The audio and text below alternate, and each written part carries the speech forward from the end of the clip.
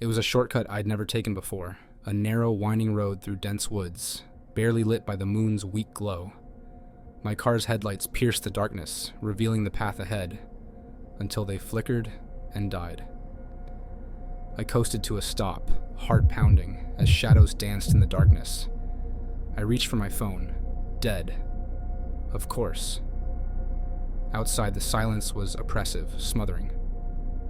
Then a soft tapping on the passenger window. I froze, breath caught in my throat. Turning slowly, I expected to see a branch, perhaps a lost bird. But there, in the dim moonlight, was a face. Pale, eyes hollow, mouth agape, tapping on the glass with a finger bone. I screamed, fumbling for the door, and fell out into the night, the figure vanishing as quickly as it appeared. Heart racing, I ran, not knowing where, until I saw lights. A house. Salvation. I pounded on the door, gasping for air. It swung open, revealing a warm light inside. "Please help me," I managed to say before stepping in. The door slammed shut behind me. The warmth vanished. Turning around, I realized there was no door, no house, just the dense forest, and the darkness swallowing me whole. And then the whispers began. For weeks, the precise, chilling sequence of knocks at midnight had become as reliable as clockwork. Driven by a mix of fear and an insatiable human curiosity, tonight was the night for answers. The knocks echoed, resonating through the silent apartment like a grim reminder of my solitude. This night, emboldened by a rare courage, or perhaps a desperate need for resolution, I edged toward the door. My heart pounded against my ribcage, each beat a loud proclamation of my trepidation. Through the peephole, the hallway stretched out, desolate and dimly lit by the flickering overhead lights, shadows dancing across the carpeted floor. I hesitated, the air thick with anticipation, before the door creaked open under my trembling hand. A gust of cold air, unseasonably chill for a summer night, brushed against my skin, raising goosebumps. The hallway was as empty as the void itself. Curiosity led me forward, stepping into the void beyond my door. A glance to the left revealed nothing. To the right, the same. Yet, as I turned back, movement caught my eye.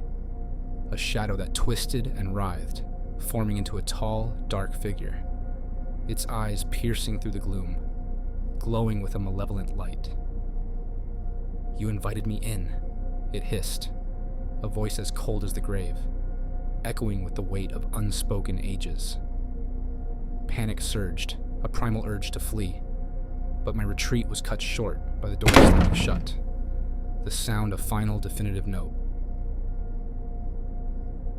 My apartment, my sanctuary, was now barred to me, the lock clicking as if by an unseen hand. The allure of the old house had been irresistible, with its intricate woodwork and a garden that whispered secrets on the wind.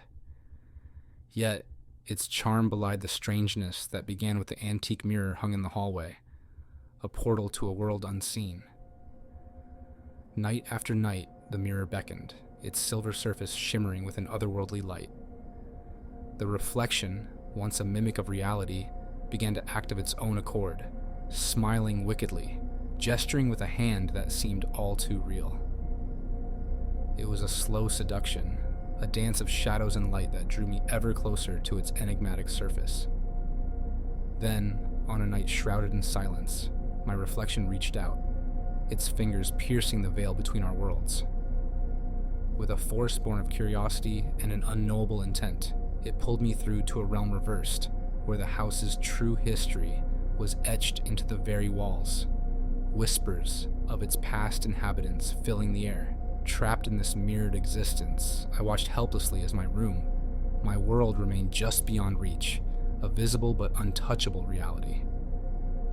Here the spirits roamed, bound to the house by regrets and unfulfilled desires, their whispers a constant reminder of the life I had unwittingly exchanged for their eternal company.